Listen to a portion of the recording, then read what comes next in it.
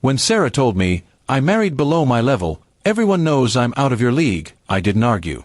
I just nodded, smiled faintly, and kept quiet. It wasn't the first time she had said something that cut deep. Over the years, her pride had grown while my patience had worn thin. I used to think she was just frustrated or joking, but lately, her words felt more like a confession than a complaint. I met Sarah when I was still figuring life out.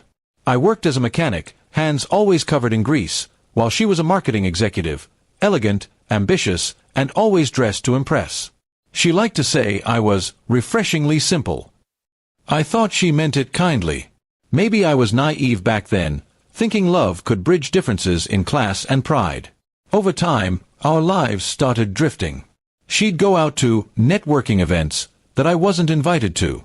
When I asked about them, she'd laugh and say, "You wouldn't fit in, Mark. They talk about investments and travel, not engines and tools." Her words stung, but I swallowed my pride for the sake of peace.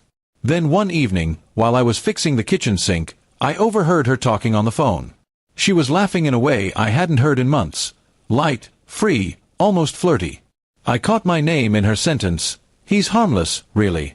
I just can't stand the way he still thinks he's enough for me." The laughter that followed wasn't hers alone. A man's voice echoed faintly from the other side. My hands froze on the wrench. That night, I didn't confront her. I just listened, observed, and waited.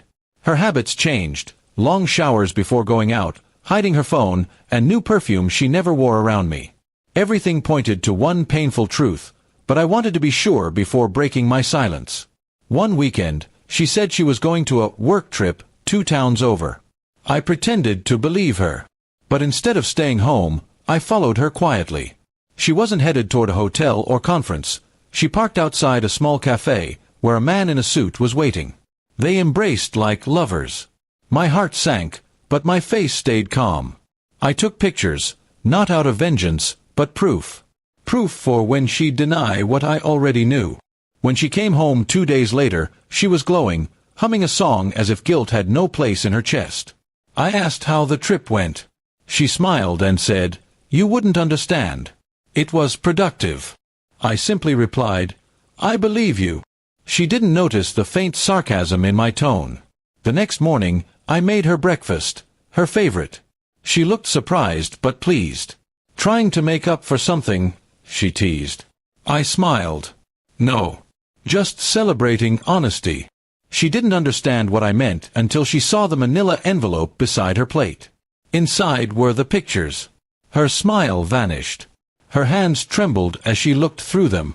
"You followed me?" she asked. "No," I said quietly.